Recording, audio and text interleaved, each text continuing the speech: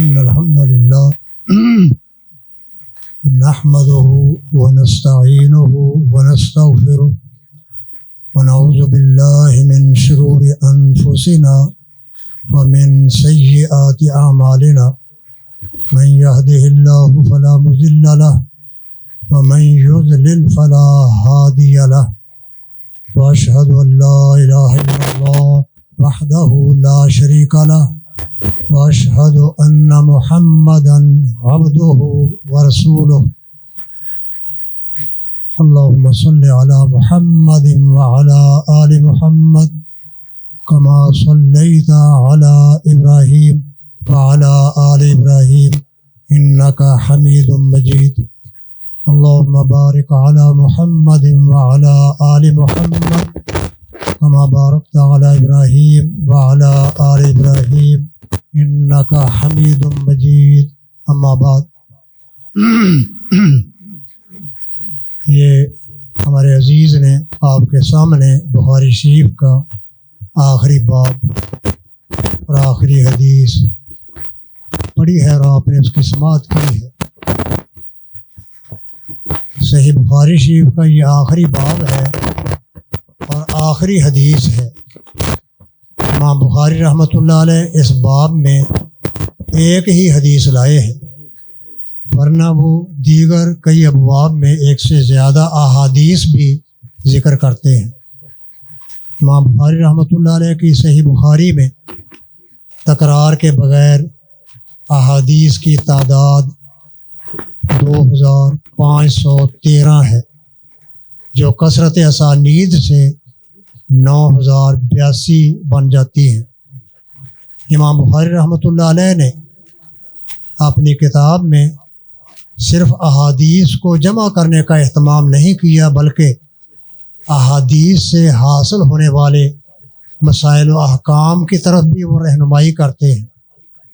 جیسے وہ اپنی کتاب میں کوئی حدیث لا کر اس کے صحیح ہونے کی نشاندہی کرتے ہیں، وہاں اس حدیث سے مستنبط ہونے والے مسائل کی طرف بھی امام بخاری رحمۃ اللہ علیہ کا رہنمائی کرنا ان کے پیش نظر ہوتا ہے۔ امام بخاری رحمۃ اللہ علیہ کی کتاب کو پڑھنے والا جہاں محدث بن سکتا ہے، مجتہد بھی بن سکتا ہے، بشرطے کہ اس میں قابلیت اور صلاحیت موجود ہو اور اس قدر احادیث اس کو مستحضر ہوں کہ امام بخاری رحمۃ اللہ علیہ نے اپنی کتاب میں ذکر کی ہیں، اور وہ امام بخاری رحمۃ اللہ علیہ کے طریقے استنباط کو بھی جانتا ہو، فطرت سلیمہ کا مالک ہو، تو ایسا قابل شخص جو ہے وہ صحیح بخاری کو پڑھنے کے بعد محدث بھی بن جاتا ہے، مجتہد بھی بن سکتا ہے، کیونکہ اس کتاب کے لکھنے والے امام بخاری رحمۃ اللہ علیہ خود مجتہد ہیں، بلکہ مجتہد گر ہیں۔ وہ جا بجا اپنی کتاب میں اپنی کتاب پڑھنے والوں کو میں ملکہ استنباط پیدا کرنا چاہتے ہیں۔ امام بخاری چونکہ بہت بڑے مجتہد ہیں، مجتہد مطلق ہیں، لہذا انہوں نے اپنی کتاب کی ترتیب بڑی عمدہ رکھی ہے۔ کتاب کا آغاز کیا ہے بدء الوحی سے، اور وحی کیا ہے؟ کلام الہی کا نام ہے، اور کتاب کا اختتام بھی انہوں نے کلام باری تعالیٰ پر ہی کیا ہے۔ کتاب کا آغاز بھی کلام اللہ پر اور اس کا انتہا بھی کلام باری تعالیٰ پر کیا ہے۔ امام بخاری رحمۃ اللہ علیہ کے استنباطات بعض دفعہ بڑے دقیق ہوتے ہیں، کئی لوگ ان کو سمجھنے سے ہی قاصر ہوتے ہیں اور امام بخاری رحمۃ اللہ علیہ پر اعتراض کرنا شروع کر دیتے ہیں کہ باب کچھ ہے، حدیث کچھ ہے، حالانکہ امام بخاری رحمۃ اللہ علیہ بغیر مناسبت کے کوئی حدیث نہیں لاتے۔ امام بخاری رحمۃ اللہ علیہ نے خود ذکر کیا ہے کہ جب میں نے اس کتاب میں کسی حدیث کو درج کرنے کا ارادہ کیا تو سب سے پہلے غسل کیا، پھر وضو کیا، پھر 2 رکعت نماز پڑھی، اللہ تعالیٰ سے استخارہ کیا، اور صحت حدیث کے طرق میں پورے غور و خوض کے بعد جب مجھے یقین ہو گیا کہ یہ حدیث اللہ کے پیغمبر سرور کائنات حضرت محمد الرسول اللہ صلی اللہ علیہ وسلم سے ثابت ہے، تب میں نے اس کتاب میں درج کیا ہے۔ اس لیے اس کتاب کو آسمان کی چھت کے نیچے روئے زمین پر صحیح ترین کتاب ہونے کا مقام حاصل ہے۔ اصح الکتب بعد کتاب اللہ کا درجہ اگر ملا ہے تو صحیح بخاری شریف کو ملا ہے۔ امام بخاری رحمۃ اللہ علیہ اس کتاب کے مصنف ہیں، اور ان کو علماء نے نبی پاک کا معجزہ قرار دیا ہے کہ امام بخاری رحمۃ اللہ علیہ اللہ کے پیغمبر صلی اللہ علیہ وسلم کا معجزہ ہے۔ علامہ شامی جنہوں نے رد المختار کے نام سے در مختار کی شرح لکھی ہے، وہ عقود العالی فی مسند الاوالی کے حوالے سے امام بخاری رحمۃ اللہ علیہ کی تعریف کرتے ہوئے کہتے ہیں معجزۃ للرسول البشیر النذیر لأنہ وجد فی امتہ الفرد العظیم النذیر۔ امام بخاری رحمۃ اللہ علیہ نبی پاک صلی اللہ علیہ وسلم کا معجزہ ہے، کیونکہ پہلے نبیوں کی امت میں ایسا شخص نہیں پایا گیا جیسا کہ نبی اکرم صلی اللہ علیہ وسلم کی امت میں امام بخاری جیسا فرد پایا گیا ہے۔ امام بخاری رحمۃ اللہ علیہ کا مسلمانوں پر اور خاص طور پر اہل سنت پر یہ احسان عظیم ہے کہ انہوں نے صحیح احادیث ایک کتاب میں جمع کر دی ہیں تاکہ امتی کے لیے اللہ کے پیغمبر کے فرامین پر عمل کرنے میں کوئی دشواری پیش نہ آئے۔ یہ کام اس سے پہلے کسی اور محدث نے نہیں کیا۔ ان کی کتب میں، کتب حدیث میں صحیح کے ساتھ ضعیف روایات بھی آ جاتی ہیں۔ امام مالک رحمۃ اللہ علیہ نے التزام کیا تھا موطا امام مالک میں صحیح حدیث لانے کا، لیکن اس کے باوجود موطا میں بہت سی منقطع اور مرسل روایتیں آ گئی ہیں، حتیٰ کہ اتنے ایسے بلاغات موجود ہیں جن کی موصول سند اب تک نہیں مل سکی۔ تو موطا امام مالک رحمۃ اللہ علیہ کے مسلک پر صحیح کتاب ہے، لیکن جو درجہ اور مرتبہ صحیح بخاری مسلم کو حاصل ہے وہ کسی اور کتاب کو حاصل نہیں ہو سکا۔ امام بخاری رحمۃ اللہ علیہ نے طریقہ استنباط اور طریقہ تالیف امام مالک جیسے بڑے بڑے محدثین سے ہی سیکھا ہے۔ امام بخاری رحمۃ اللہ علیہ ان کو یہ خیال کیسے پیدا ہوا کہ صحیح احادیث ایک کتاب میں جمع کی جائیں تاکہ امت کو کسی بھی زندگی کے شعبے میں قدم اٹھانا ہو، عمل کرنا ہو تو وہ بخاری شریف اٹھائے، صحیح حدیث لے کر اسے اپنی رہنمائی حاصل کر کے اس کے مطابق جو ہے اپنی زندگی کے کاموں کو سر انجام دے۔ اس کا آغاز ہوا ان کے شیخ اسحاق میں راہوی رحمۃ اللہ علیہ سے۔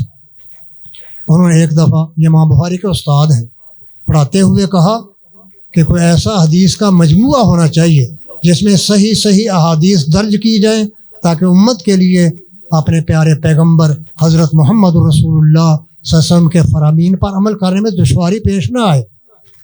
امام بخاری کہتے ہیں اس وقت سے میں نے اپنے دل میں یہ ٹھان لی یہ کام میں کروں۔ امام بخاری رحمۃ اللہ علیہ ان سے پہلے گویا حدیث پر عمل کرنے میں دشواری پیش آتی تھی، حتیٰ کہ محدثین نے کہا جس شخص کو 5 لاکھ احادیث یاد ہوں وہ اصل الفاظ کو دیکھ سکتا ہے کہ حدیث کے اصل الفاظ کیا ہیں۔ حتیٰ کہ امام احمد رحمۃ اللہ علیہ نے کہا تھا کہ مفتی اور مجتہد وہی ہوگا جس کو 5 لاکھ احادیث زبانی یاد ہو۔ ویسے ان کا اپنا مسئلہ یہ ہے کہ 1200 حدیثیں عمل کے لیے کافی ہیں، یعنی اس سے مراد احکام کی حدیثیں ہیں جو کثرت طرق سے 5 لاکھ بن جاتی ہیں۔ امام احمد رحمۃ اللہ علیہ امام بخاری کے اساتذہ میں شامل ہیں، ان کی بھی کتاب حدیث موجود ہے جس کا نام مسند احمد ہے۔ اس میں انہوں نے 40,000 حدیثیں جمع کی ہیں، اور ہمارے کہا کہ انہوں نے 30,000 حدیثیں خود لکھی ہیں اور 10,000 احادیث ان کے بیٹے عبداللہ بن احمد نے اپنی اسانید کے ساتھ نقل کی۔ یہ 140,000 کی تعداد میں ہے۔ امام احمد رحمۃ اللہ علیہ نے اپنے دور میں دعویٰ کیا تھا کہ میں نے کوئی صحیح حدیث نہیں چھوڑی، سب صحیح حدیثیں مصحف احمد میں لے آیا ہوں، لیکن یہ انہوں نے اپنے علم کے مطابق بات کی ہے، ورنہ بہت سی صحیح احادیث ایسی ہیں جو مصحف احمد میں موجود نہیں ہیں۔ 200 احادیث بخاری مسلم کی ہیں، بالکل صحیح ہیں، وہ مصحف احمد میں نہیں ہیں۔ اس لیے امام بخاری رحمۃ اللہ علیہ کے اساتذہ نے یہاں تک کہہ دیا کہ امام بخاری رحمۃ اللہ علیہ فقاہت حدیث میں اپنے شیخ امام احمد رحمۃ اللہ علیہ سے بڑھ کر ہیں، ابو مصعب رحمۃ اللہ علیہ امام بخاری کے استاد ہیں. ابو مصعب امام مالک کے شاگرد ہیں. منصور کے دور میں قاضی اور جج بھی رہے ہیں. یہ کہتے ہیں کہ امام بخاری رحمۃ اللہ علیہ حدیث کو سمجھنے میں، حدیث کی فقاہت میں امام احمد سے بڑھ کر ہیں. کسی شخص نے اعتراض کر دیا، اے ابو مصعب قد جاوزت الحد، آپ حد کراس کر گئے ہیں. امام احمد استاد ہیں، آپ نے شاگرد کو ان سے بڑھا دیا ہے. تو ابو مصعب فرمانے لگے، لو ادرکت مالکا ورأیت الی وجہہ ووجہ محمد بن اسماعیل لقلت کلاہما واحد. امام مالک اگر آج موجود ہوتے، امام مالک موجود ہوتے، آپ امام مالک کو دیکھتے، امام احمد کو دیکھتے تو یہ کہنے پر مجبور ہو جاتے کہ امام بخاری امام مالک کے ہم پلہ ہیں، ان کے برابر ہیں. جب امام مالک کے برابر ہو سکتے ہیں تو امام احمد سے بڑھ کے ہو نہیں سکتے. امام بخاری کے اساتذہ میں سے ایک استاد ہیں قتیبہ بن سعید رحمۃ اللہ علیہ. اور یہ بڑی سعادت کی بات ہے کہ استاد اپنے شاگرد کی تعریف کرے، کیونکہ استاد اپنے شاگرد کو اس کے ماں باپ سے بڑھ کر جانتا ہے. شاگرد کا شب و روز، تعلیمی قابلیت، ذہانت وغیرہ استاد سے چھپی نہیں ہوتی. تو استاد کا اپنے شاگرد کی تعریف کرنا یہ بہت بڑی سعادت کی بات ہے. امام بخاری کے استاد قتیبہ بن سعید رحمۃ اللہ علیہ فرماتے تھے، نظر تو فی الرأی و فی الحدیث وجالست العلماء والفقہاء والعباد والزہاد فما رأیت منذ اکلت مثل محمد بن اسماعیل. امام بخاری کے استاد کہہ رہے ہیں، فتح الباری کے مقدمہ حدیث الساری میں یہ عبارت موجود ہے. فرماتے ہیں میں نے اہل رائے جو قیاس آرائیاں کرتے ہیں ان کی رائے کو بھی پڑھا ہے، حدیث کا ہی مطالعہ کیا ہے. اور قتیبہ فرماتے ہیں میں عالموں اور فقہاء کی مجلسوں کو اٹینڈ کرتا رہا ہوں، زاہد و عابدوں کی مجلسوں میں بیٹھتا رہا ہوں، لیکن میں نے جب سے ہوش سنبھالی ہے امام بخاری جیسا کسی اور کو نہیں دیکھا. استاد اپنے شاگرد کے بارے میں کہہ رہے ہیں. محمد بن بشار رحمۃ اللہ علیہ فرمایا کرتے تھے، امام بخاری کے استاد ہیں بصرے میں. امام بخاری رحمۃ اللہ علیہ نے جن اساتذہ سے حدیث کا درس لیا ہے ان میں محمد بن بشار رحمۃ اللہ علیہ بھی شامل ہے. وہ فرماتے ہیں امام بخاری کے بارے میں، افقہ الناس فی زماننا، امام بخاری رحمۃ اللہ علیہ ہمارے زمانے میں سب سے بڑے فقیہ ہیں.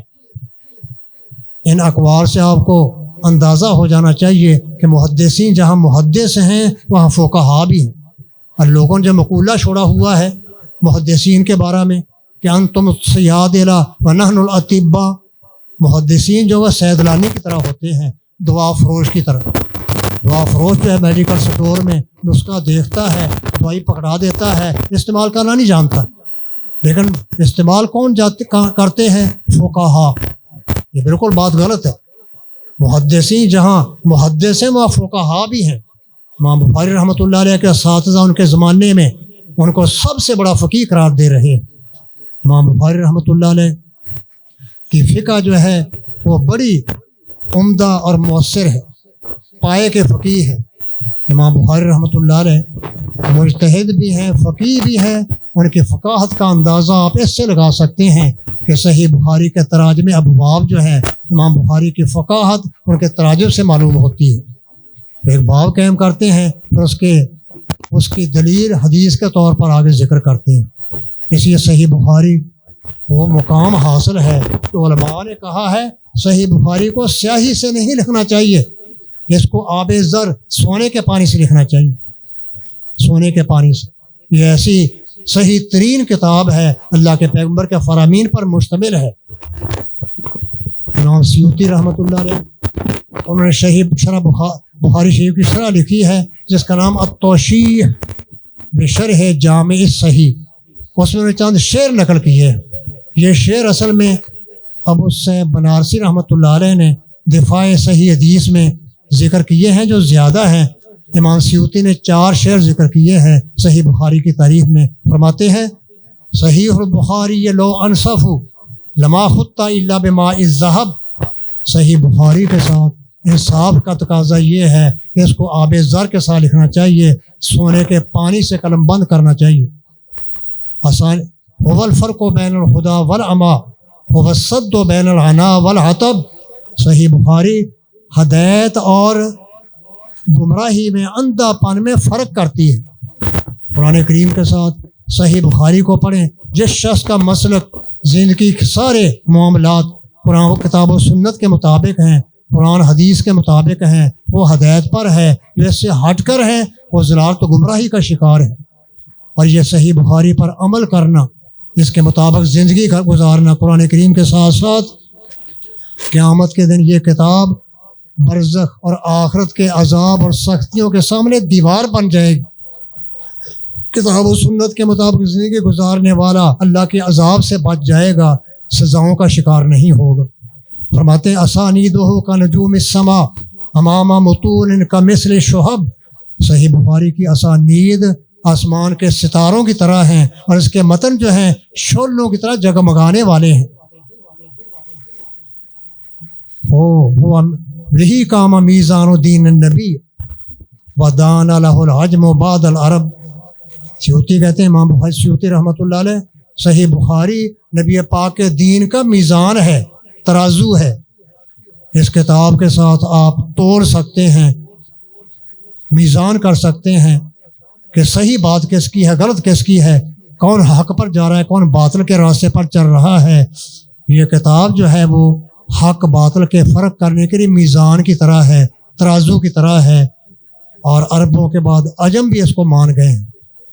امام بخاری رحمۃ اللہ علیہ کی کتاب، علمی بات ذرا غور سے سنیں، اس کتاب کا مقام اعلیٰ کیسے ہے۔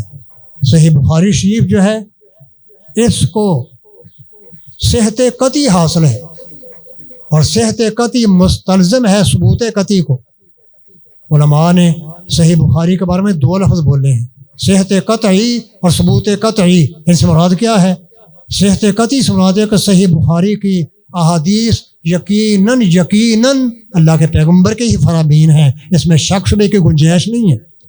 صحت حدیث کی جو شرطیں ہیں کہ راوی عادل ہوں، ضابط ہوں، سند متصل ہو، اس میں کوئی علت خفیہ نہ ہو، شذوذ نہ ہو، یہ شرطیں صحیح بخاری کی اسانید میں، اس کے متون میں بدرجہ اتم پائی جاتی ہیں۔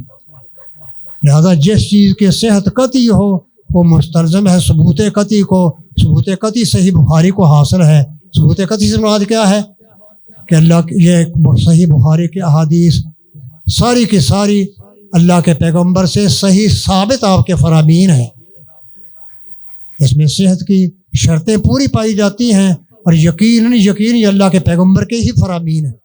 جیسے آج سے 14 صدیاں پہلے اللہ کے پیغمبر صلی اللہ علیہ وسلم صحابہ کرام کے سامنے کھڑے ہو کر یہ احادیث ارشاد فرمایا کرتے تھے، صحابہ آپ سے اخذ کیا کرتے تھے، ان کو اللہ کے پیغمبر کے فرامین ہونے میں شک نہیں ہوتا تھا، سامنے اللہ کے پیغمبر سے سنتے تھے۔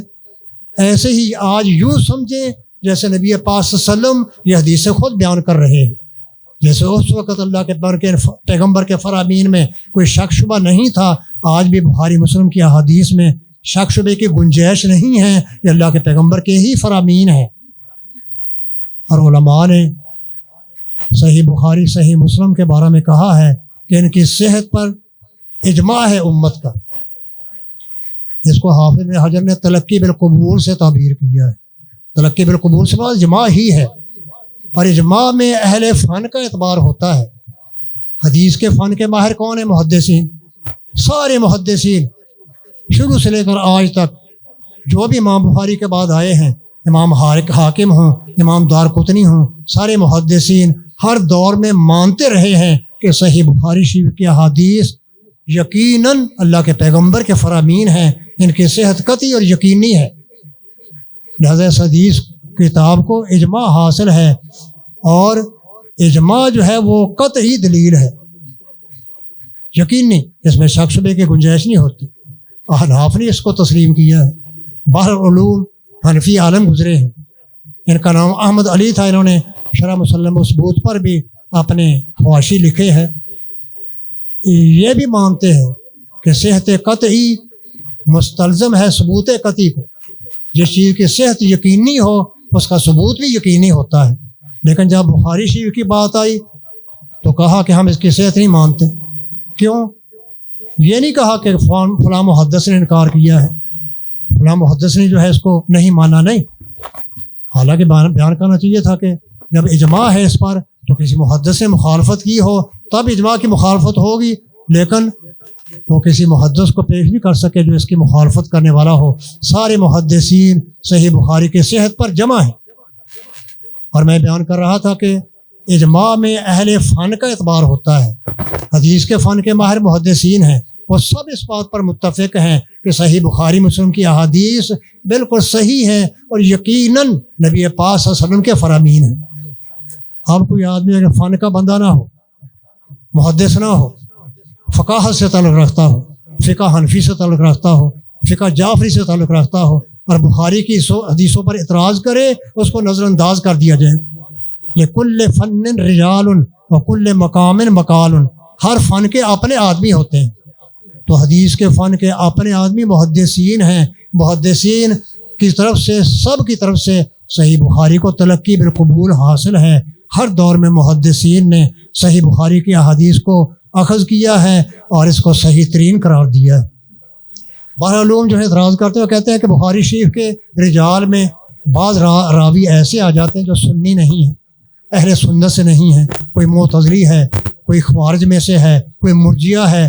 جب ان راویوں سے حدیث لینے میں اختلاف ہے تو صحیح بخاری پر اجماع کیسے ہو سکتا ہے؟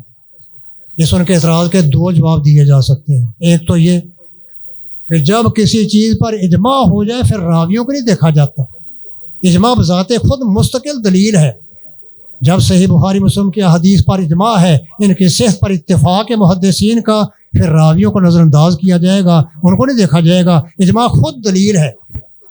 اس کی مثال یوں سمجھے جس سے قرآن کریم ہے، قرآن کریم کو تواتر حاصل ہے، نبی پاک صلی اللہ علیہ وسلم کے زمانے سے لے کر آج تک ہر دور کے مسلمان قرآن کریم کو اللہ کے کلام مانتے آ رہے ہیں، تواتر ہے۔ جب تواتر حاصل ہو گیا اب یہ اعتراض نہیں کیا جائے گا کہ قرآن کو اللہ کے کلام کہنے والے بعض بے نماز ہیں، بعض فاسق فاجر ہیں، بعض جو ہے عمر کے اعتبار سے بڑے کوتاہی کرنے والے ہیں۔ جب تواتر آ گیا پھر رجال کو نہیں دیکھا جاتا۔ ایک دو جواب یہ ہے، یا بخاری مسلم کی صحت قطعی اور ثبوت قطعی ہے، اس پر اجماع ہے محدثین کا، سب اس کی صحت کو مانتے ہیں، تو اجماع جو ہے دلیل ہے اس کی صحت کی، پھر اس کے راویوں اور رجال کو نہیں دیکھا جائے گا۔ اور دوسرا جواب یہ ہے کہ محدثین اس بات پر متفق ہیں کہ جو راوی بدعتی ہو، 3 شرطوں کے ساتھ اس کی حدیث لی جا سکتی ہے۔ جو اہل سنت سے نہیں، بدعتی ہے، معتزلی ہے، خوارج میں سے ہے، مرجیہ وغیرہ ہے، اس کی حدیث 3 شرطوں کے ساتھ قبول کی جا سکتی ہے۔ ایک تو یہ کہ اس کی بدعت مکفرہ نہ ہو، مفسقہ ہو۔ دوسری شرط یہ ہے کہ اس کی روایت اس کی بدعت کی تائید نہ کرتی ہو، اور تیسری شرط یہ ہے کہ وہ راوی داعی الی البدعت نہ ہو، اپنی بدعت کی دعوت دینے والا نہ ہو۔ امام دارقطنی رحمۃ اللہ علیہ نے بخاری شریف کی 80 احادیث پر اعتراض کیا ہے، لیکن حافظ ابن حجر رحمۃ اللہ علیہ نے فتح الباری میں ایک ایک حدیث کا جواب نقل کیا ہے۔ امام بخاری رحمۃ اللہ علیہ نے، امام ابن حجر رحمۃ اللہ علیہ نے بخاری کی 80 حدیثوں پر جو اعتراض کیا ہے، وہ اعتراض بخاری پر ہے، حدیث پر نہیں، کیونکہ حدیث کی بہت سی سندیں ہوتی ہیں، وہ کثرت طرق کے ساتھ صحیح بن جاتی ہے یا حسن بن جاتی ہے، تو دوسرے طرق کی وجہ سے جن میں یہ گویا بیزتی راوی نہیں ہیں، ان کے پیشنہ حدیث صحیح ہوتی ہے۔ لیکن امام بخاری پر انہوں نے اعتراض کیا کہ یہ حدیث کیوں لائے ہیں، فلاں لانی چاہیے تھی، اس میں یہ بیزتی راوی نہیں ہے۔ اعتراض جو ہے بخاری پر ہے، حدیث پر نہیں، حدیث اس کی بالکل صحیح ہیں، صحیح ترین ہے۔ تو میرے بھائیو، صحیح بخاری شریف یہ وہ جامع کتاب ہے جس کو فیصلہ کن ہونے کا مرتبہ حاصل ہے۔ شاہ ولی اللہ رحمۃ اللہ علیہ اپنے دور میں فرماتے تھے کہ امت میں اختلاف بڑا ہو گیا ہے، کیونکہ مدارس مختلف ہیں، مکاتب فکر الگ الگ ہیں، حنفیوں کا مکتب فکر الگ ہے، شافیوں کا الگ ہے، حنابلہ کا الگ ہے، مالکیوں کا الگ ہے، ان میں پڑھنے والوں کا اختلاف ہو گیا ہے، اور اتنا اختلاف ہو گیا ہے کہ آپس میں لڑائی جھگڑے تک نوبت پہنچ گئی۔ احناف کہتے ہیں کہ مشرک جو ہے وہ حج عمرے کے لیے نہیں جا سکتا، تجارت کے لیے مکے میں مسجد حرام میں جا سکتا ہے، لیکن قرآن کریم کی دوسری آیت اس کی جو اس کے بعد وارد ہے وہ اس کی تردید کرتی ہے۔ قرآن میں ہے ان خفتم عیلۃ فسوف یغنیکم اللہ من فضلہ، تم سمجھتے ہو اگر تجارت کرنے والے لوگ نہیں آئیں گے ہم کھائیں گے کہاں سے، کاروبار کیسے چلے گا؟ اگر تم فقیری سے ڈرتے ہو تو اللہ تمہیں مستغنی کر دے گا، ان کا داخلہ بند کر دو۔ یہ آیت بتاتی ہے کہ مشرک کسی حال میں بھی اللہ کے گھر مسجد حرام میں داخل نہیں ہو سکتا۔ نہ حج کرنے کے لیے پہلے وہ جاتے تھے، اب روک دیا گیا، نہ عمرے کے لیے، نہ تجارت کے لیے، نہ زیارت کے لیے، ملنے کے لیے بھی نہیں جا سکتے۔ اب جس کی بات قرآن کے مطابق وہ لے لیں، جو خلاف ہے چھوڑ دیں، وقت کم ہے اور مثالیں بھی دی جا سکتی ہیں۔ اور صحیح بخاری مسلم کی مثال یہ ہے، رفع دین کی حدیث ہے، بخاری شریف میں رفع دین کی حدیث 3 صحابہ سے مروی ہے، عبداللہ بن عمر رضی اللہ تعالی عنہ، مالک بن حویرث رضی اللہ عنہ، وائل بن حجر رضی اللہ عنہ۔ ان 3 صحابہ سے امام بخاری نے اپنی سند کے ساتھ رفع دین کی حدیث نقل کی ہے۔ نماز شروع کرتے وقت، رکوع کو جاتے وقت، رکوع سے اٹھتے وقت دونوں ہاتھ اٹھانا نبی پاک کی سنت ہے، آپ سے ثابت ہے۔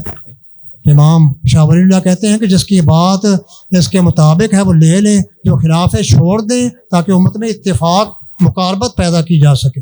اور عمل اہل مدینہ کی مثال دیتے ہیں کہ جیسے سا کا مسئلہ ہے، عراقی سا جو ہے وہ 8 رطل کا تھا، جبکہ مدینے کا سا 5 صحیح 1/3 رطل کا تھا، 5 رطل سرس رطل۔ رطل جو ہے 6 شٹانک 3 تولے 9 ماشے کا ہوتا ہے۔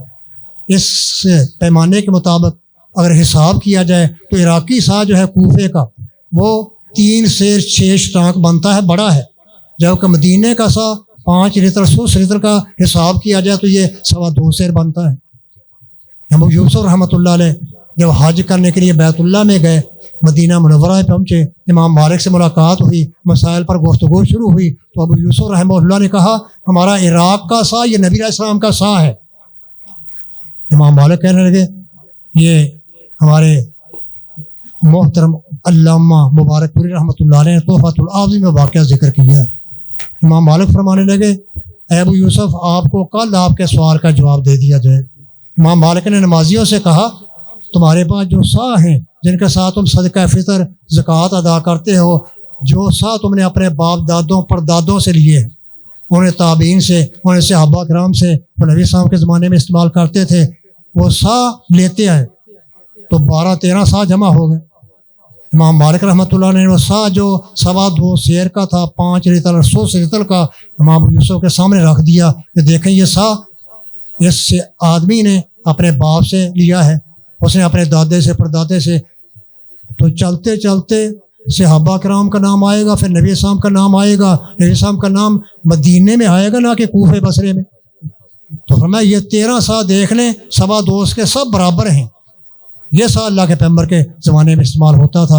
ابو یوسف رحمۃ اللہ علیہ مان گئے کہ واقعی تمہارا سا جو مدینے کا ہے 2.25 سیر کا، یہی اللہ کے پیغمبر کا سا ہو سکتا ہے۔ اور میرا استاذ امام ابو حنیفہ رحمۃ اللہ علیہ زندہ ہوتے وہ بھی مان لیتے۔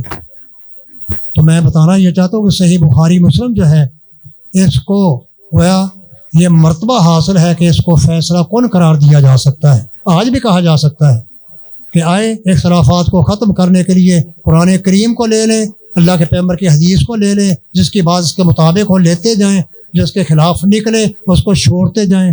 صبح کا سورج نکلنے سے پہلے اتحاد اور اتفاق قائم ہو سکتا ہے۔ میرے باتیں بڑی بہت زیادہ ہے کتاب میں دیکھیں۔ امام بخاری رحمۃ اللہ علیہ بہت بڑے مجتہد ہیں، انہوں نے اپنی کتاب جو ہے اس کی ابتدائی حدیث اور آخری حدیث میں ربط کو ملحوظ رکھا ہے۔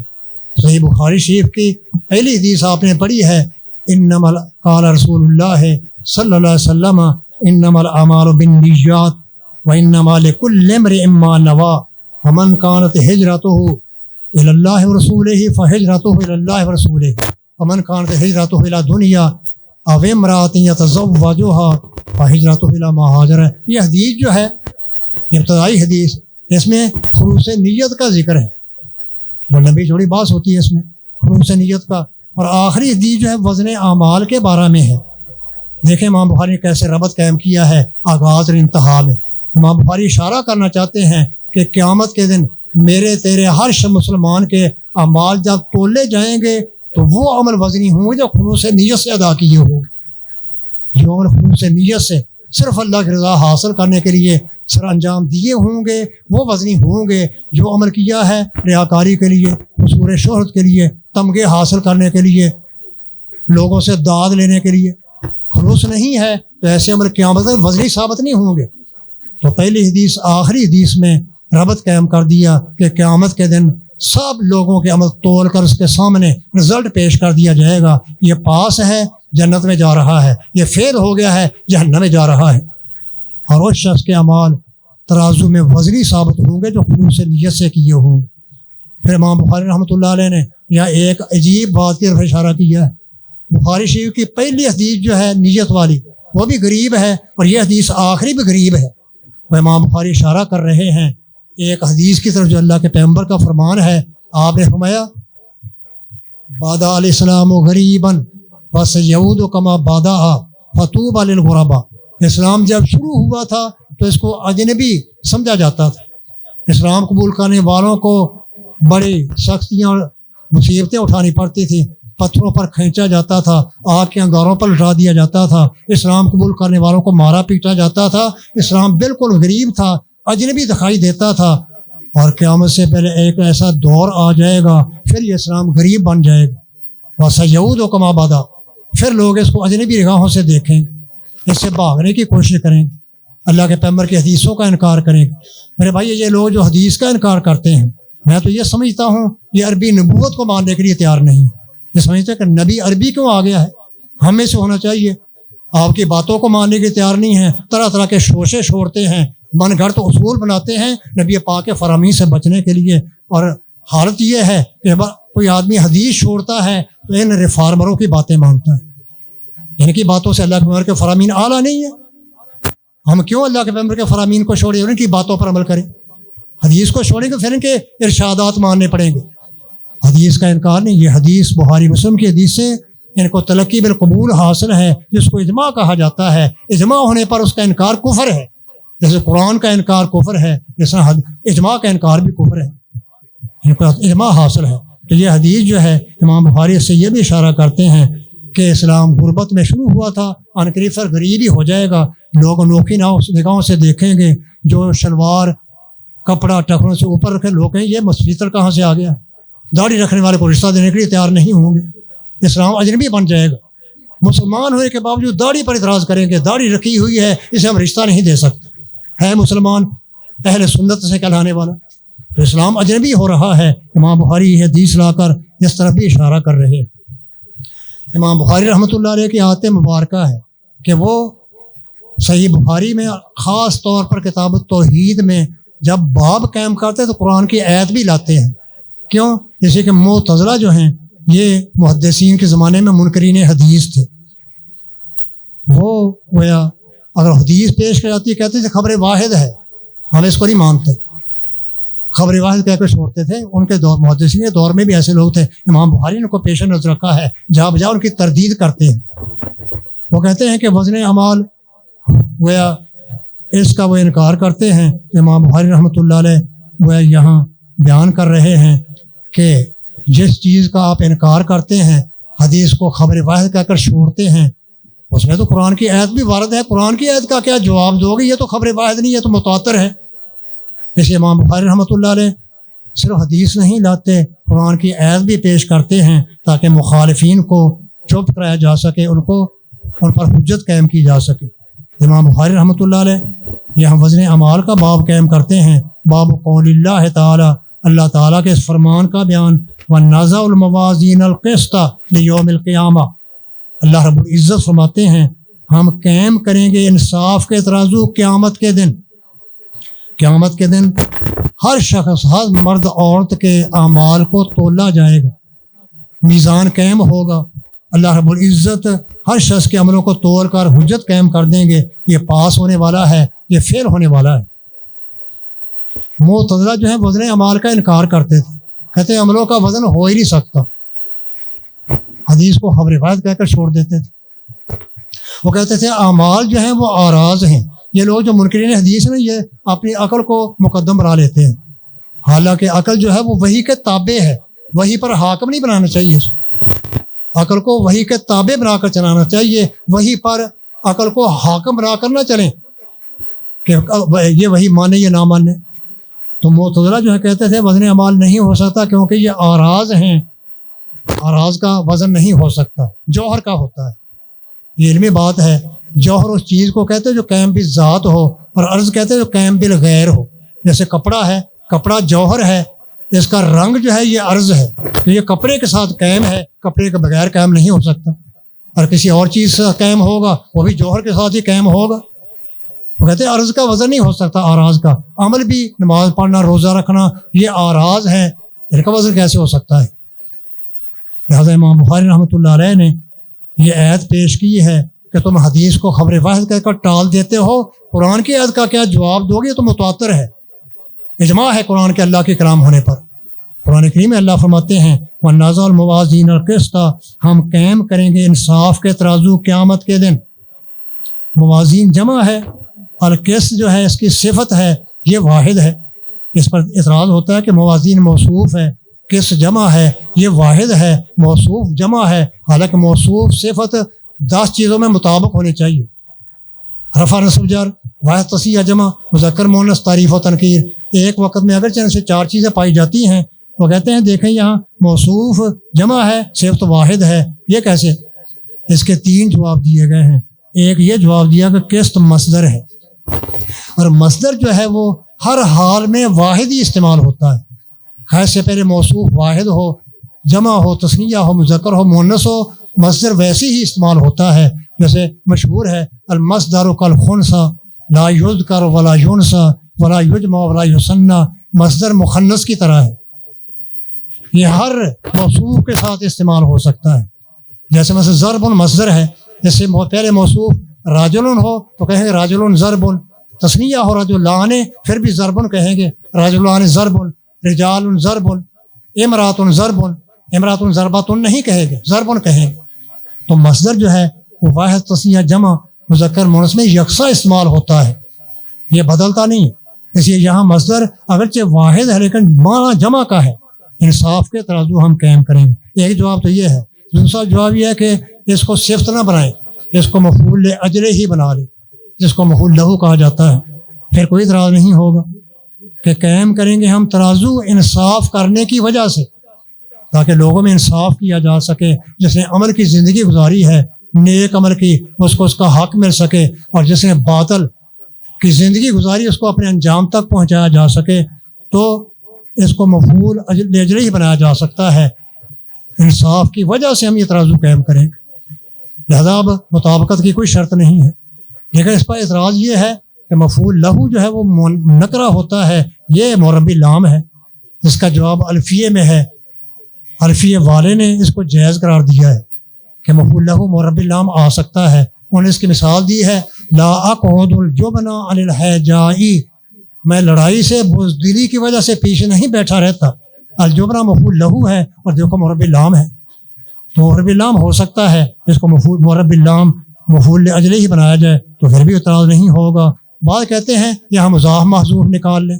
تیسرا جواب یہ ہے نضع الموازین ذوات القسط، ہم قائم کریں گے ترازو انصاف والے، تو ذوات جمع نکالیں گے تو یہ موصوف جمع ہے تو صفتی جمع بن جائے گا. یہ 3 جواب دیے گئے ہیں. اللہ تعالیٰ نے قیامت کے جو ترازو قائم کرنا ہے اس کو اس کے ساتھ قسط انصاف کی شرط لگائی، کیونکہ دنیا میں لوگ تولتے ہیں ڈنڈی مار لیتے ہیں، کم تولتے ہیں پورا لیتے ہیں، کم دیتے ہیں. اللہ فرماتے ہیں مجھے اپنے بندوں پر ظلم کرنے کی ضرورت نہیں ہے، میں انصاف کے ترازو قائم کروں گا، جو کیا ہوگا وہی اس کے سامنے آ جائے گا.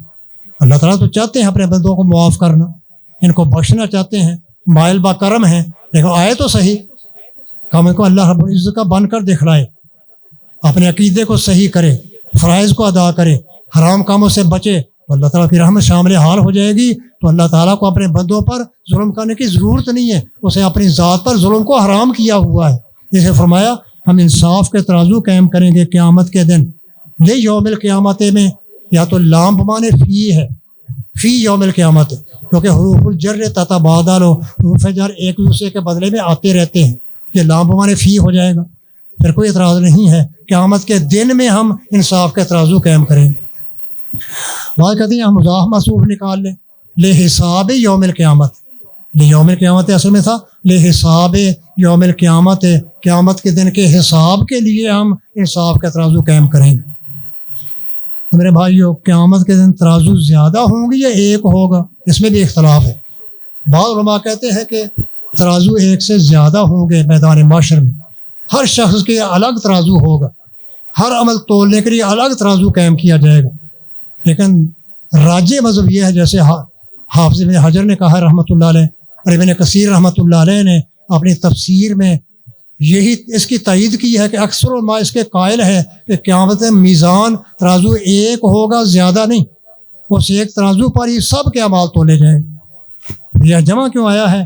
اس کا جواب دیتے کہ جمع جو ہے تفخیم کے لیے ہے۔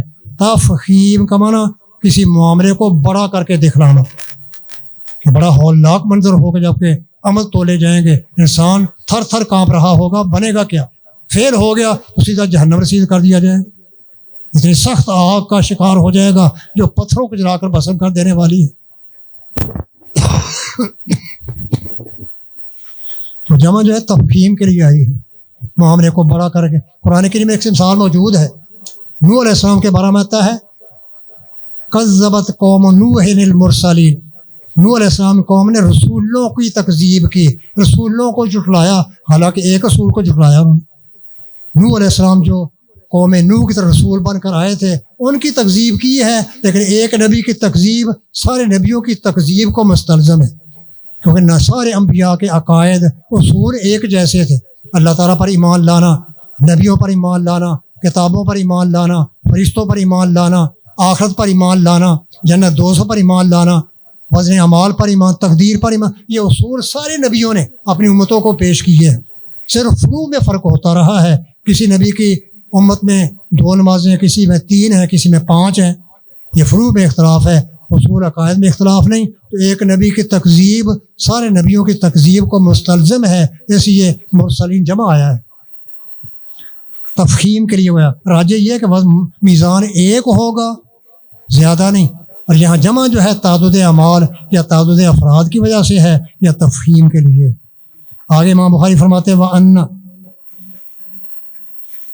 یہاں ایک بات اور بھی آگے پڑھ لیں، وَأَنَّ أَعْمَالَ بَنِي آدَمَ وَقَوْلَهُمْ يُوزَنُ، بے شک بنو آدم علیہ السلام کی اولاد، مرد عورتیں سارے اس میں آ جاتے ہیں، ان کے عمل اور ان کے اقوال سب تولے جائیں گے، عمل بھی تولے جائیں گے، نماز روزہ حج کا جہاد صدقہ خیرات ذکر اذکار وغیرہ، یہ سارے عمل تولے جائیں گے، اور ان کے اقوال بھی تولے جائیں گے۔ یہاں قولہم واحد ہے، لیکن امام قابسی نے اس کو جمع کے ساتھ ذکر کیا ہے، اقوالہم، ان کے اعمال اقوال تولے جائیں گے۔ اقوال اگر ہو تو یہ اعمال کے مطابق ہو جائے گا، دونوں جمع ہیں۔ اور قولہم پھر بھی کوئی اعتراض نہیں ہے، قولہم واحد ہو پھر بھی کوئی اشکال نہیں، کیونکہ قول مصدر ہے، مصدر جمع کے معنی میں آتا رہتا ہے، یہاں اقوال کے معنی میں ہو جائے گا، اگرچہ واحد ہے، رجال ضرب کہا جاتا ہے، ان کے اقوال بھی تولے جائیں گے۔ لہذا زبان جو ہے اس کو بڑے احتیاط سے چلانے کی ضرورت ہے۔ زبان کے سے نکلی ہوئی باتیں جو ہیں یہ بھی میزان میں ڈالی جائیں گی، تولے جائیں گے۔ اگر حق کی بات کی ہے اور موقع محال کے مطابق مناسب بات کی ہے تو ٹھیک ہے، اگر لغویات ہیں، بیہودہ بولتا ہے، میرے بھائیو ایک قیامت عذاب کا باعث بن جائیں۔ اقوال بھی تولے جائیں گے۔ نبی پاک صلی اللہ علیہ وسلم سے پوچھا گیا، اللہ کے نبی کیا ہماری باتیں جو ہم باتیں کرتے ہیں، حل نواخذ بما نتحدث به، ہم جو باتیں کرتے ہیں اس کا بھی مواخذہ ہوگا؟ فرمایا ساکلت کا اموں کا ہر یقب الناس فی النار علی وجوہہم او علی مناخرہم الا حصائد السنتہم، قیامت کے دن زیادہ لوگ اپنی زبانوں کو غلط استعمال کرنے کی بنا پر جہنم میں جائیں گے۔ اقوال بھی تولے جائیں گے، اعمال بھی تولے جائیں گے، جس کے اعمال اقوال شریعت کے مطابق ہیں پاس ہو جائے گا، خلاف ہیں فیل ہو جائے گا۔ بنو آدم کے اعمال ان کے اقوال تولے جائیں گے، لیکن صرف عمل تولے جائیں گے یا عمل کرنے والے بھی تولے جائیں گے، یا جو صحیفے لکھے جا رہے ہیں وہ بھی تولے جائیں گے۔ ہر آدمی کے ساتھ اللہ نے فرشتے مقرر کیے ہوئے ہیں، عن الیمین وعن الشمال قعید، دائیں بائیں ہر وقت موجود رہتے ہیں۔ جب انسان لیٹرین میں جاتا ہے پھر وہ پیچھے رہتے ہیں، ورنہ ہر وقت اس کے ساتھ ہے، رات دن اس کی ساری زندگی کا ریکارڈ تیار کر رہے ہیں۔ یہ صحیفے ہیں عملوں کے۔ تو بعض علماء کہتے ہیں کہ صرف عمل تولے جائیں گے، لیکن صحیح بات یہ ہے جو دلائل سے ثابت ہے کہ تینوں طرح سے اللہ تعالیٰ وزن کر کے بندے پر حجت قائم کر دیں گے کہ یہ فیل ہو رہا ہے، تینوں طرح سے فیل ہو گیا ہے اور یہ پاس ہو گیا، تینوں اعتبار سے وہ کامیابی سے ہمکنار ہو گیا۔ عمل تولے جائیں گے، اس کی دلیل یہی حدیث ہے جو آ رہی ہے، کلمتان حبیبتان الی الرحمن ثقیلتان فی خفیفتان علی اللسان ثقیلتان فی المیزان سبحان اللہ و بحمدہ سبحان اللہ، یہ عمل ہے۔ اس کے بعد ثقیلتان فی المیزان، یہ ان کلمات کا پڑھنا، ان کا ورد کرنا، یہ قیامت کے دن میزان میں بھاری ثابت ہو جائے۔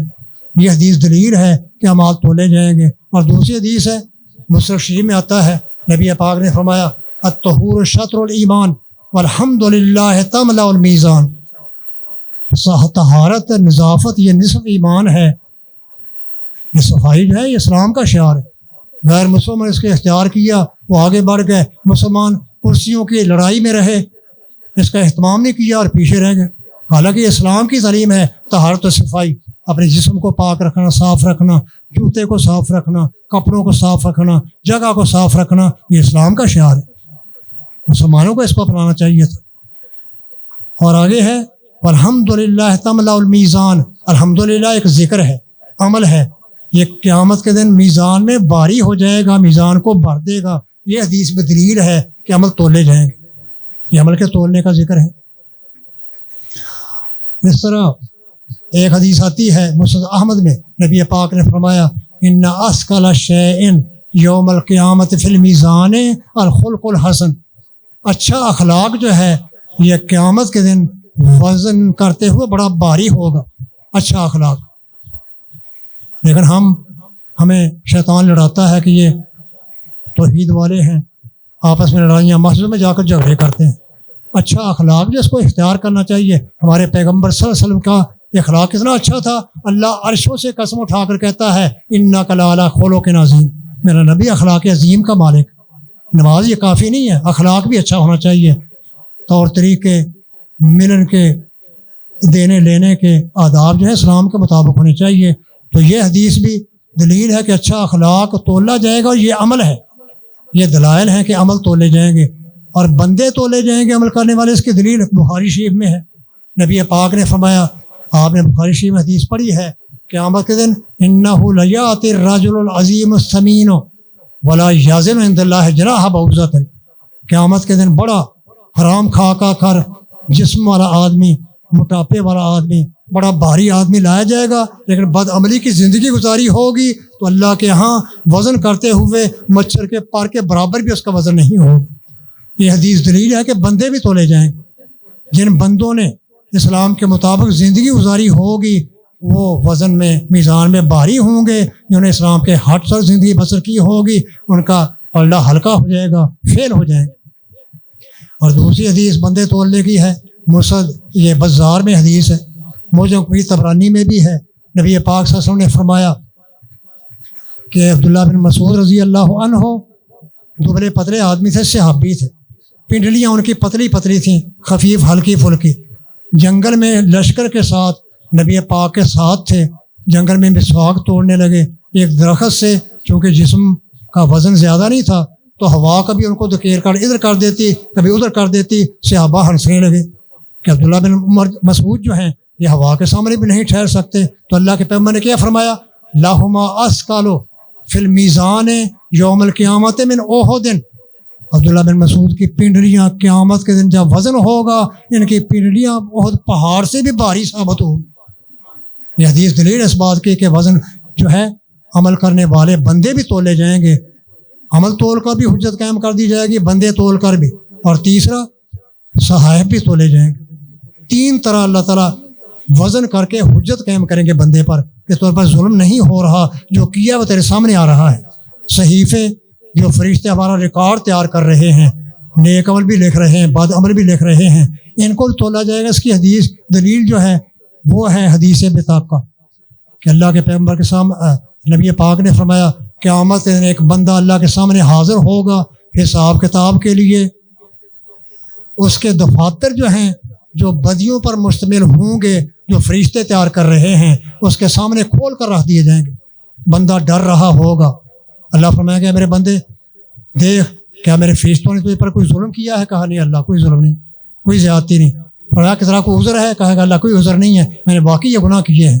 اللہ فرمائیں گے آج میں نے انصاف کرنا ہے، تیرا ایک عمل ہے وہ لاتے ہیں اس کو دوسرے پلڑے میں ڈالتے ہیں، تو وہ چٹ لائی جائے گی، چٹ جس پر اس نے خلوص کے ساتھ کلمہ پڑھا ہوگا، وہ لکھا ہوگا خلوص دل کے ساتھ، خلوص نیت کے ساتھ کلمہ پڑھا ہوگا، اشہد ان لا الہ الا اللہ و اشہد ان محمد رسول اللہ، یہ چٹ ڈالی جائے گی، اس کی نیکیوں کا پلڑا بھاری ہو جائے گا، نجات پا جائے گا۔ یہ حدیث دلیل ہے کہ صحیفے بھی تولے جائیں گے، بندوں کا بھی وزن ہوگا، عملوں کو بھی تولا جائے گا۔ اللہ ایک ایک بندے کا تین طرح وزن کر کے حجت قائم کر دیں گے، یہ فیل ہو رہا ہے اسے عذاب کا شکار ہو رہا ہے، اور یہ تینوں امتحانات میں پاس ہو گیا ہے اسے اس کو جنت میں بھیجا جا رہا ہے۔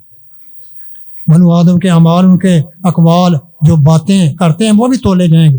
وقال مجاہد، اور کہا مجاہد نے، یہ بہت بڑے تابعی ہیں، مجاہد بن جبر، ان کو خانہ کعبے میں بیت اللہ کے سامنے نماز پڑھتے ہوئے سجدے کی حالت میں موت آئی تھی، مجاہد بن جبر کو رحمہ اللہ۔ شاہ ولی اللہ رحمۃ اللہ علیہ نے فوز الکبیر میں ان کو مفسرین کو جو 5 مراتب ہیں پہلے مرتبے میں ذکر کیا ہے۔ امام مجاہد فرماتے ہیں القسطاس العدل، یہ لفظ قرآن کی دوسری آیت میں ہے، وہ بھی وزن کے بارے میں ہے، وہ آیت ہے سورہ اسراء کی، وازنوا بالقسطاس المستقیم، وزن کرو سیدھے انصاف کے ترازو کے ساتھ۔ یہ قسطاس کا معنی مجاہد نے عدل کیا ہے، انصاف کرنا، اور فرماتے ہیں یہ رومی زبان میں ہے، یہ لفظ رومی زبان کا قسطاس۔ یہاں بھی اعتراض ہوتا ہے قرآن تو فصیح عربی زبان ہے، اس میں رومی لفظ کیسے آ گیا؟ قرآن میں عربی لفظ ہونا چاہیے۔ مجاہد کہتے ہیں رومی لفظ ہے، قسطاس جو ہے وہ قرآن کریم میں آ گیا ہے، تو اس کا جواب یہ دیا گیا کہ یہ لفظ ایسا ہے جس پر دونوں زبانیں متفق ہیں۔ یہ لفظ روم میں بھی بولا جاتا ہے، عربی زبان میں بھی استعمال ہوتا ہے۔ جیسے نام ہے، نام آپ انگریزی میں بولے تب بھی وہی ہوگا، عربی میں بولے تب بھی، پنجابی میں وہی نام ہی لیا جائے گا، محمد ابراہیم، محمد اسماعیل۔ تو نام جو ہے جیسے قرآن کریم میں آتے ہیں نبیوں کے نام، ابراہیم علیہ السلام، اسماعیل علیہ السلام، یعقوب علیہ السلام، یہ اجمی نام ہے اور قرآن کریم میں ہے، کیونکہ ان الفاظ پر دونوں لغتیں متفق ہیں، مشترکہ ہیں، لہذا قرآن میں یہ لفظ آ سکتا ہے۔ تو یہ اس کا معنی بیان کر دیا، اور کہا جاتا ہے القسط مصدر المقسط وهو العادل واما القاسط فهو الجائر، کہا جاتا ہے کہ قسط جو ہے مصدر ہے مقسط کا، انصاف کرنا، یہ انصاف کرنے والا، مقسط کا معنی اس کا مصدر ہے۔ یہاں بھی اعتراض ہوتا ہے کہ قسط جو ہے مقسط کا مصدر نہیں بنتا، امام بخاری غلطی کر رہے ہیں کیا؟ مقسط کا مصدر تو اقساط ہوتا ہے، اقسط یقسط اقساطا وهو مقسط، امام بخاری کہہ رہے ہیں کہ قسط مصدر ہے مقسط کا، حالانکہ اقساط کہنا چاہیے۔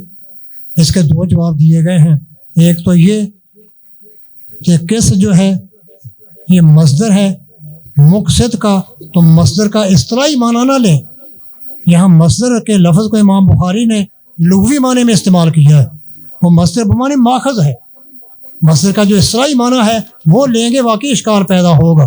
امام بخاری مصدر کو لغوی معنی میں لے رہے ہیں کہ یہ ماخذ کے معنی میں ہے، اور واقعی قسط جو ہے وہ مقسط کا ماخذ ہے۔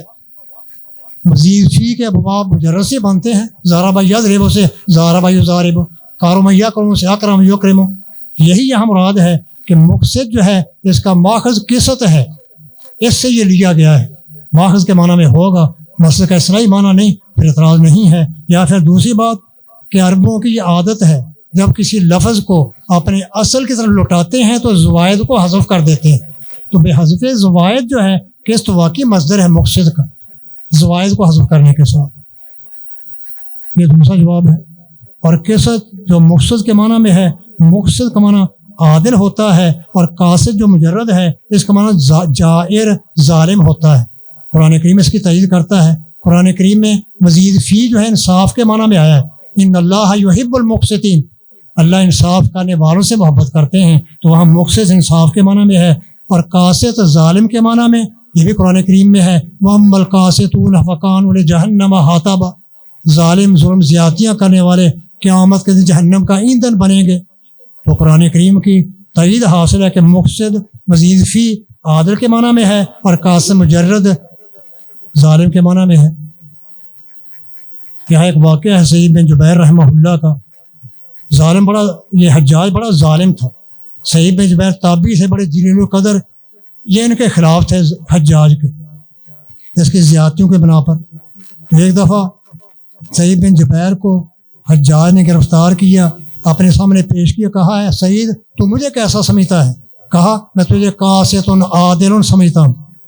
حاضرین نے کہا اے حجاج تو اس کی مخالفت کر رہا ہے، تیری تعریفیں کر رہا ہے، عادل کے ساتھ قاسط بھی کہہ رہا ہے، بڑا انصاف کرنے والا۔ حجاج کہنے لگا نہیں، تعریف نہیں کر رہا، مذمت کر رہا ہے۔ عادل یہ بربہم یعدلون سے لے رہا ہے، مجھے مشرک بنا رہا ہے، اور قاسط اما القاسطون فی القانون لجہنم ہاتھوں سے لے رہا ہے، مجھے جہنم کا ایندھن بنا رہا ہے۔ تو قاسط جو ہے یہ ظالم کے معنی میں، جیسے امام بخاری کہتے ہیں، آگے حدیث بیان کرتے ہیں امام بخاری، قال حدثنا، امام بخاری کہ ہمیں حدیث بیان کی احمد بن اشقاب نے۔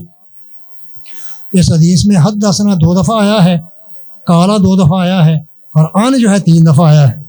امام بخاری جو ہے احمد بن اشقاب اپنے استاد سے حدیث نقل کرتے ہیں۔ امام بخاری جب کسی استاد سے حدیث پان کریں سمجھیں کہ اس سے ملاقات ہوئی ہے، ملاقات یا سماع کے بغیر امام بخاری حدیث نہیں لاتے۔ احمد بن اشقاب جو امام بخاری کے استاد ہیں، ان سے امام بخاری کی ملاقات سن 217 میں ہوئی تھی، سن 217 میں، اور احمد بن اشقاب فوت بھی سن 217 میں ہوئے ہیں، بعض کہتے ہیں سن 218 میں فوت ہوئے ہیں۔ احمد ان کا نام ہے، اشقاب ان کے باپ کا لقب ہے، نام نہیں ہے۔ باپ کا نام مجمع تھا یا معمر تھا یا عبید اللہ تھا، نام میں اختلاف ہے۔ اشقاب لقب ہے، اور اس نام کے 3 راوی ہیں، احمد بن اشقاب، محمد بن اشقاب اور علی بن اشقاب۔ یہ حسن اتفاق ہے کہ تینوں ہی ابن اشقاب ہیں، لیکن ان میں نسبی تعلق نہیں ہے، یہ بھائی نہیں ہے، آپس میں مختلف ہے، لیکن حسن اتفاق سے سب ابن اشقاب ہیں۔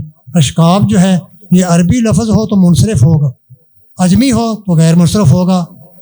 اگر عجمی پڑھیں تو اس میں 2 سبب ہیں، علم اور عجمہ، اشقابا پڑھیں گے، اور عربی ہو پھر علم ہی ہے، دوسرا سبب نہیں ہے، پھر منصرف ہو جائے گا اشقابن۔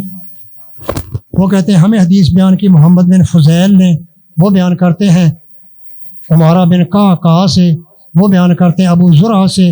ابو زرع اپنی اس کنیت کے ساتھ مشہور ہیں، ان کا نام ہے حرم بن عمر بن جریر، حرم بن عمر بن جریر ان کا نام ہے۔ یہ بیان کرتے ہیں ابو ہریرہ رضی اللہ تعالی عنہ سے، جو صحابی رسول ہیں۔ اس حدیث کے راوی سارے کوفی ہیں سوائے صحابی کے، ابو ہریرہ مدنی ہیں۔ وہ اللہ کے پیغمبر کی حدیث بیان کرتے ہوئے فرماتے ہیں، کہا ابو ہریرہ نے رضی اللہ عنہ، ابو ہریرہ اپنی کنیت کے ساتھ زیادہ مشہور ہے، نام ان کا عبد الرحمن تھا، جو اللہ کے پیغمبر نے رکھا تھا۔ جاہلیت میں نام ان کا عبد شمس تھا، نبی صلی اللہ علیہ وسلم عبد شمس ہٹا کر عبد الرحمن نام رکھا تھا، لیکن یہ کنیت سے زیادہ مشہور ہوئے، اور کنیت کی وجہ تسمیہ آپ جانتے ہیں۔ کہا ابو ہریرہ رضی اللہ تعالیٰ عنہ نے فرمایا، نبی اکرم صلی اللہ علیہ وسلم نے کلمتان، 2 کلمے ہیں، حبیبتان جو بڑے پیارے ہیں، رحمان کو سبحانہ و تعالیٰ، اللہ تعالیٰ کو بڑے پیارے ہیں۔ کلمتان تسمیہ ہے کلمتن کا، کلمہ کا لفظ نحوی اصطلاح میں اللفظ الموضوع لمعنی مفرد، مفرد لفظ جو بامعنی ہو اس کو لفظ کلمہ کہتے ہیں نحویوں کے اصطلاح میں، لیکن شرعی اصطلاح میں کلمے کا لفظ جب بھی آتا ہے کلام کے معنی میں ہوتا ہے۔ شرعی اصطلاح میں یہ مفرد کے معنی میں نہیں، شرعی اصطلاح میں یہ پورے فکرے کا معنی دیتا ہے، پوری کلام کا معنی دیتا ہے۔ جیسے کلمۃ الاخلاص، کلمۃ الاخلاص پوری کلام ہے، 2 جملے ہیں، ان کو کلمہ کہا جاتا ہے۔ کلمۃ الشہادہ 2 جملے ہیں، ان پر کلمے کا لفظ بولا گیا ہے۔ قرآن کریم میں ہے کلا انہا کلمۃ هو قائلها، یہاں کلمہ بولا گیا، لیکن یہ کلام کے معنی میں ہے، کیونکہ پیچھے رب ارجعون آیا ہے، یہ پورا جملہ ہے، پورا فقرہ ہے، اس کو کلمہ کہا گیا ہے۔ تو شرعی اصطلاح میں کلمہ جو ہے 2 فقروں کے معنی میں یا جملے پورے کے معنی میں ہوتا ہے، تو کلمتان سے مطلب جو 2 مفید جملے، حبیبتان الرحمن جو رحمان سبحانہ و تعالیٰ کو بڑے پیارے ہیں، جو انسان ان کلمات کو ورد بنا لیتا ہے، اللہ سے محبت کرتے ہیں۔ حبیبتان تسمیہ حبیبتن کا، حبیبتن کا، حبیبتن مونس ہے، حبیبن کی، حبیب فعیل کا وزن ہے، اور فعیل کے وزن میں نحویوں کا قاعدہ یہ ہے شرح ابن عقیل میں کہ فعیل کا وزن جب مفعول کے معنی میں ہو تو یہ مذکر مونس میں یکساں استعمال ہوتا ہے، فرق نہیں ہوتا۔ تو جب یہ قاعدہ تو یہاں پھر حبیب بانے کہنا چاہیے تھا، حبیبہ تانے. امام بخاری نے تا لا کر اس کو ذکر کیوں کیا ہے؟ اس کا جواب 3 جواب دیے گئے. ایک تو یہ کہ یہ قاعدہ جو ہے یہ جواز کا قاعدہ ہے، وجوب کا نہیں ہے. فعیل کا وزن مذکر مؤنث میں یکساں استعمال ہونا جائز ہے. اگر آپ فرق کر لیں، مذکر میں تا نہ لائیں، مؤنث میں لے آئیں، تب بھی جائز. ایک جواب یہ ہے. دوسرا جواب یہ ہے کہ حبیبہ تانے تثنیہ ہے، اور یہ قاعدہ جو ہے کہ فعیل بمعنی مفعول یکساں استعمال ہوتا ہے، یہ مفرد کے لیے قاعدہ ہے، تثنیہ جمع کے لیے نہیں. تثنیہ جمع میں فرق کرنا پڑے. اور تیسرا جواب یہ ہے کہ حبیبہ تانے کو مشاکرت کی وجہ سے مؤنث تے کے ساتھ لایا گیا، کیونکہ آگے خفیفہ تانے، ثقیلہ تانے تا کے ساتھ ہیں، ان کا ہم شکل بنانے کے لیے یہاں حبیبہ تانے لایا گیا ہے. 2 فقرے ہیں جو رحمان کو بڑے پیارے ہیں، زبان پر بڑے ہلکے اور آسان ہیں. پڑھا ہو آدمی یا ان پڑھ ہو آسانی سے ان کو اپنی زبان سے ادا کر سکتا ہے. یہ خفیفتان اللسان ثقیلتان فی المیزان. قیامت کے دن جب ان کلمات کو ورد بنانے والا، وظیفہ بنانے والا انسان، جب اس کا یہ عمل لایا جائے گا، اس کے نیکیوں کے پلڑے میں ڈالا جائے گا، ان کلمات کو پڑھنے والے کا نیکیوں کا پلڑا بھاری ہو جائے گا.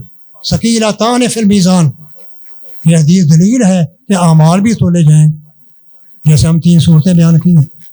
ثقیلتان فی المیزان اس کا باب سے تعلق ہے. باب بھی وزن اعمال کے بارے میں ہے، اور یہ حدیث بھی وزن اعمال پر دلالت کرتی ہے کہ عملوں کا وزن ہوگا، اور یہ کلمات جو آدمی پڑھنے والا ہے اس کی نیکیوں کے پلڑے میں یہ نیکی ڈالی جائے گی، تو اس کا نیکیوں کا پلڑا وزنی اور بھاری ہو جائے گا، نجات کا سبب بن جائے گا. ثقیلتان فی المیزان سبحان اللہ و بحمدہ سبحان اللہ العظیم. یہ 2 کلمات ہیں. میرے بھائیو، امام بخاری رحمۃ اللہ علیہ نے اپنے کتاب کا اختتام جو ہے وہ اللہ تعالیٰ کی تسبیح پر کیا ہے. امام بخاری وہ حدیث نہیں لائے جو کفارہ مجلس کی ہے، آپ اس کو جانتے ہیں، کیونکہ وہ امام بخاری رحمۃ اللہ علیہ کی شرط پر نہیں تھی. وہ حدیث امام مسلم رحمۃ اللہ علیہ نے امام بخاری کے سامنے پیش کی تھی. کہا ہے امام، اے استاد، یہ حدیث بڑی ملی ہے، بڑی عمدہ ہے. امام بخاری کہنے لگے کہ ملی تو ہے، اس میں علت ہے. کہا کیا علت ہے؟ کفارہ مجلس کی حدیث میں. کہا اس حدیث کو گویا بیان کرتا ہے موسیٰ بن عقبہ، یہ بیان کرتا ہے سہیل سے، جبکہ موسیٰ بن عقبہ کا سہیل سے سما معروف نہیں ہے. اس کا سما جو ہے وہ عون بن عبداللہ سے معروف ہے. امام بخاری رحمۃ اللہ علیہ نے اس حدیث کے ایک طریق پر اعتراض کیا ہے، باقی طرق پر نہیں. حافظ حجر رحمۃ اللہ علیہ نے کفارہ مجلس کی دعا آپ جو پڑھتے ہیں عام طور پر، اس کے 15 طرق بیان کیے ہیں، اور ثابت کیا کہ دوسرے طرق سے یہ حدیث قابل عمل ہے اور صحیح ہے. امام بخاری کا اعتراض ایک طریق پر ہے، باقی پر نہیں. اس امام بخاری اس حدیث کو نہیں لائے، یہ حدیث لائے جو ان کی شرطوں کے مطابق ہے. سبحان اللہ و بحمدہ سبحان اللہ العظیم. اللہ تعالیٰ کی تسبیح پر انہوں نے اپنے کتاب کا اختتام کیا ہے. پاک ہے اللہ تعالیٰ اپنی تعریفوں کے ساتھ، پاک ہے اللہ رب العزت جو عظمتوں والا ہے. ان کلمات بھی بحث ہو سکتی، لیکن وقت زیادہ ہو گیا ہے، تو ہم یہ اپنے ساتھیوں کو بخاری شریف سے گویا فارغ ہونے والوں کو تلقین کریں گے کہ آپ ہر وقت میں ان کلمات کو وظیفہ بنائیں. سفر میں جا رہے ہیں، فارغ ہیں، تو سفر میں بیٹھے آپ سبحان اللہ و بحمدہ سبحان اللہ عظیم پڑھ دیں. کتنی فضیلت ہے اس کی. قیامت کے نیکیوں کا پلڑا ان کلمات سے بھاری ہو جائے تو اور کیا چاہیے. تو ہم کو چاہیے کہ نبی پاک کے فرمان کو اسوہ حسنہ بنا کر پیش نظر رکھ کر زندگی گزاریں. جن اوقات میں ہم ڈرامے دیکھتے ہیں، فلمیں دیکھتے ہیں، وقت ضائع کرتے ہیں، لغویات میں پڑ جاتے ہیں، ان اوقات میں ان کلمات کا پڑھنا قیامت کے اس کی قدر و قیمت معلوم ہوگی. میرے بھائی، اللہ کے پیغمبر کی باتیں ذہن میں بٹھانے کے لیے ہیں، ایک کان سے سن کر دوسرے کان سے نکالنے کے لیے نہیں ہیں.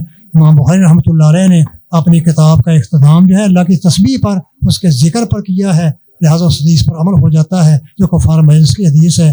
اللہ تعالی ہمیں کتاب پڑھنے والوں کو، بخاری شریف سے فارغ ہونے والوں کو، مجھے آپ سب کو توفیق دے کہ ہم اس کتاب کا حق ادا کریں. میرے بھائیوں، آپ کا کام اللہ کے دین کی تبلیغ ہے، رزق کے پیچھے بھاگنا نہیں ہے. جیسے آپ حدیث پڑھتے ہیں کہ جو آدمی اللہ کا بن جاتا ہے رزق اس کے پیچھے بھاگتا ہے، جو دنیا کا بن جاتا ہے اس کو ملتا وہی ہے جو اللہ نے لکھا ہے، آخرت سے محروم ہو جاتا ہے.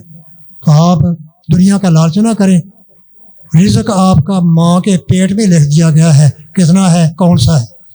آپ کی فکر کیا ہے؟ نبیوں والی، نبیوں کا مشن کیا تھا؟ اللہ کے پیغام کو امر بالمعروف کرنا، نہیں عن المنکر، لوگوں کی اصلاح کا فریضہ سر انجام دینا، یہ ہمارا نصب العین ہونا چاہیے۔ اگر یہ ہے تو کامیاب ہیں، اور پڑھ لیا عمل نہ کیا، اذانوں کا وقت سوئے رہے، تو یہ کتاب آپ کو فنسا دے گی، عذاب کا شکار بنا دے گی۔ اللہ مجھے بھی اس پر عمل کرنے کی توفیق دے، آپ سب کو، سارے حاضرین سامعین کو توفیق دے کہ ہم کتاب و سنت کے مطابق زندگی گزاریں اور قیامت کے دن اللہ تعالیٰ کی جنتوں کے حقدار بن سکیں، نجات پا سکیں۔ وآخر دعوانا الحمدللہ رب العالمین۔